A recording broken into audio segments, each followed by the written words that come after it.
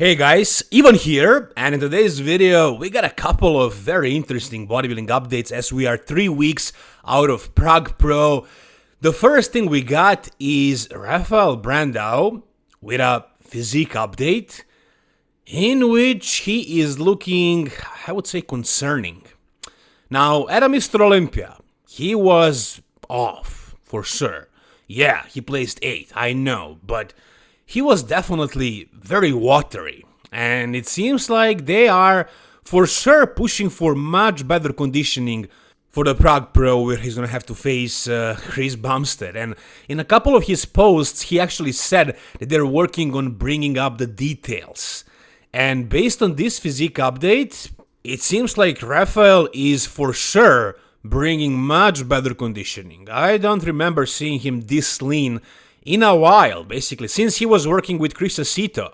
Now, with Neil Hill, he definitely was a lot bigger and fuller, and at the Arnold Classic, they kind of nailed it. He was big and full, but he was also decently conditioned. At a Mr. Olympia, he was big, but he wasn't conditioned. And this time around, I don't know what the plan is until the show day. There is still 2 more weeks left, but right now, at 2 weeks out, he looks very lean, very dry, but a lot smaller than usual. If you look at him right here, for example, just standing there in his shorts and his t-shirt, does he look much bigger than Chris Bumstead? No, for sure not. And as far as I know, on stage, like at the Arnold Classic stage or at a Mr. Olympia, I believe he's around 260. I don't think he's heavier than that. And that's when he's not in crazy condition.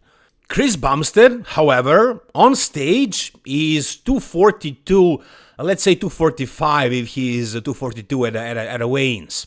So, that is not a huge discrepancy in weight. Yeah, Chris is a little bit taller, but not that much taller. I don't know how accurate this comparison right here is. Maybe because Rafael is squatting a little bit more when he's hitting the side chest, but they're similar height. Maybe Chris is a little bit taller. Once again, Chris is like 242, 245 on stage, and Rafael is around 260.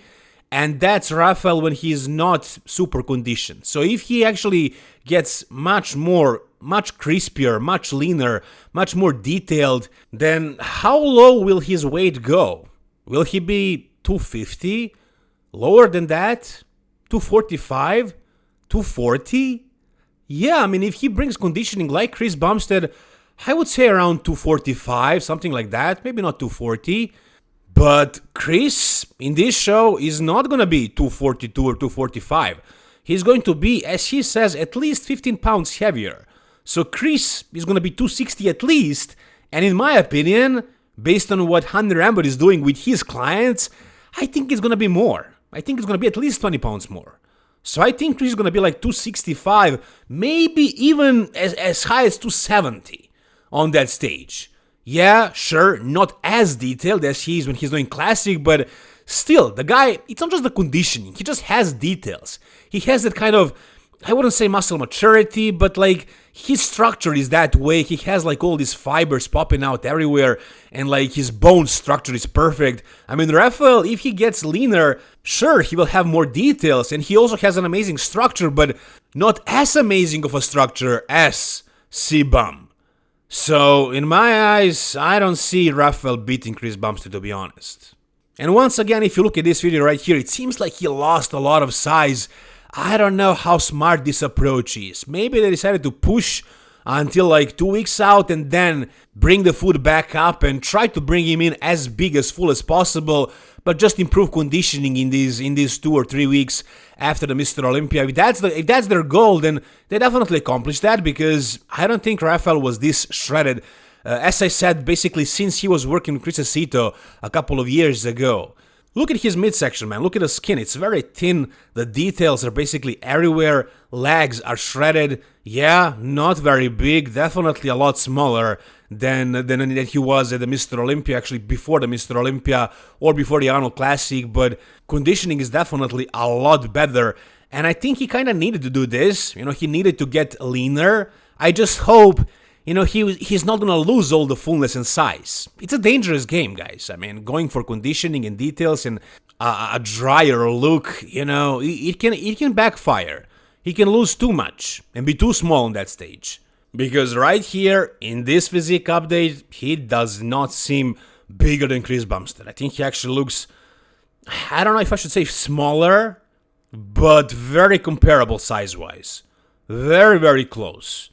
Basically, same size, I would say, very, very close. He looks like a classic guy here, let's be honest. He doesn't look like an open bodybuilder. He doesn't look like freaking Samson Dauda. At this height, on this frame, he's just not that big. And he is one of the top guys in the open. So yeah, it seems like there isn't really that big of a difference between the classic and the open guys, especially when the open guys try to bring the kind of conditioning that classic guys are bringing, I mean, especially Chris Bumstead, not all the classic guys. But Rafael right here, yeah, like very pretty structure, very, very good genetics and everything for open, but compared to Chris, he's not going to have the best structure, better structure. I don't think he's going to be bigger. He's going to be probably the same size or even smaller. And as far as conditioning, I think it's going to be very close. We'll see. But yeah, like as of right now, the way I see it, Martin Fitzwater is the only competition for Chris Bumstead. I don't see Rafael beating him. Even though he's a top 8 Olympian in the open, based on what I'm seeing, no, I don't see it. Whatever you guys think, tell me down below. Alright, the next thing we got is Shaun Clarida with a physique update as well, who is also, of course, doing the Prague Pro, and that's also going to be a very interesting comparison. I mean, Shaun Clarida is a former 212 Olympian. Actually, he actually won the Mr. Olympia 212 twice. And, he's definitely going to be the shortest guy on that stage, by far. But, pound for pound, he's probably going to be the biggest guy. And based on this physique update right now, it seems like he got back a lot of that signature fullness that Shaun knows to have. They called him a mini Ronnie Coleman. He definitely didn't look like that at the Mr. Olympia this year. But it seems like he brought back a lot of that size, guys. Take a look at him right here. He is also very shredded. He is very, very lean. Arguably more conditioned than Rafael Brandao right now. And for his size, for his frame, he's packing a ton of muscle.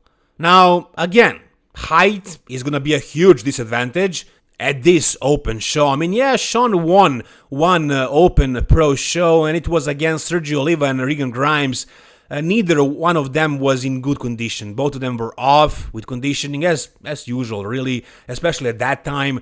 So Shaun won that open show, but now he's going against a top 8 Olympian, a top 10 Olympian, a top 4 Olympian in the open, and a 6-time Mr. Olympian Classic Physique. Two of those guys, Rafael and Sibam, are tall. So even though Shaun might be bigger than them, pound for pound, right here you're looking at Shaun Clarida from Mr. Olympia this year, and here he was like, a shadow of himself. He is not going to be this small. He's going to be much bigger than this. But still, like with his height, it's going to be very difficult to put him ahead of these taller, bigger guys.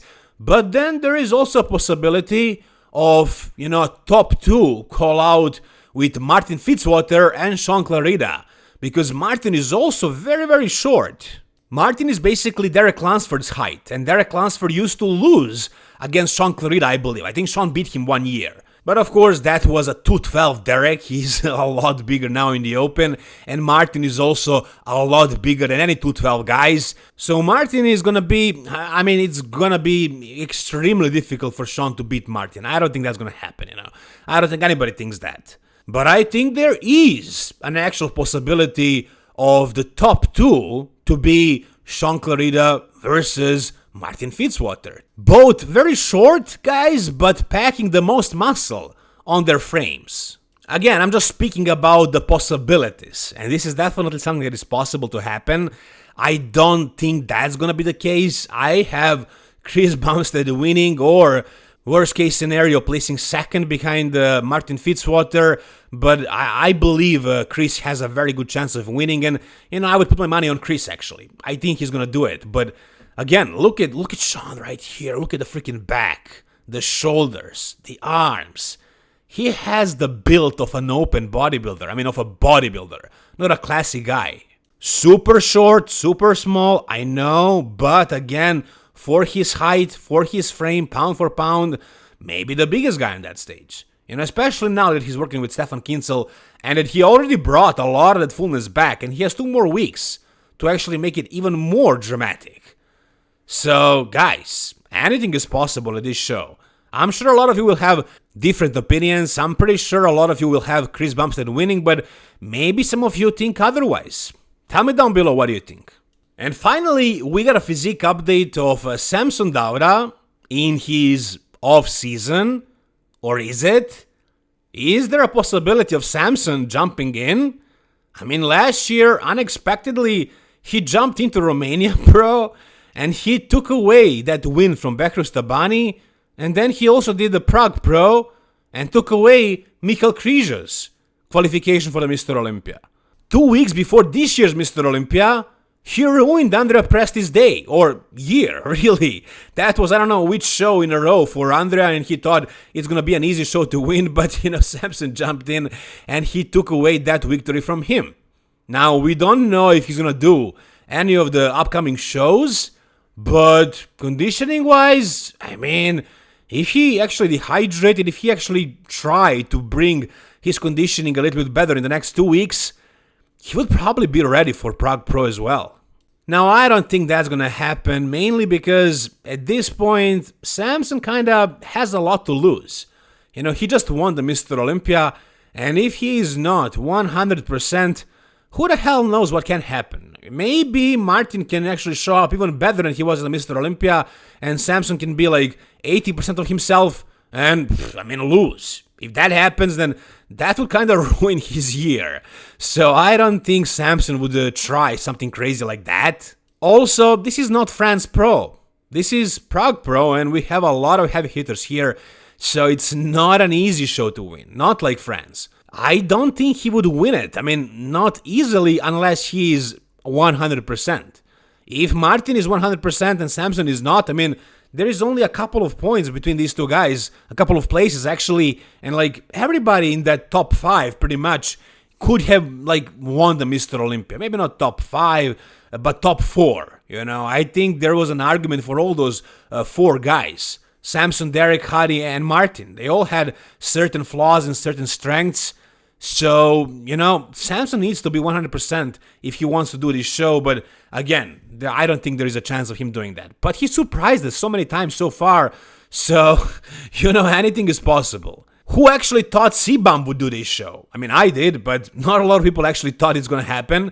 And if Samson jumped in, we would have the classic physique Mr. Olympia versus the open Mr. Olympia, current, and also a former 212 Mr. Olympia. How awesome would that be? That would basically be like the overall of the Mr. Olympia. Almost. If Keon was there, then it would be that. But yeah, it's just, wishful thinking. That's not gonna happen. Not likely. But whatever you guys think, tell me down below in the comment section. If you guys enjoyed this video, give it a thumbs up. For more content like this, guys, subscribe to the channel. Thank you so much for watching. See you soon. All the best, and bye-bye.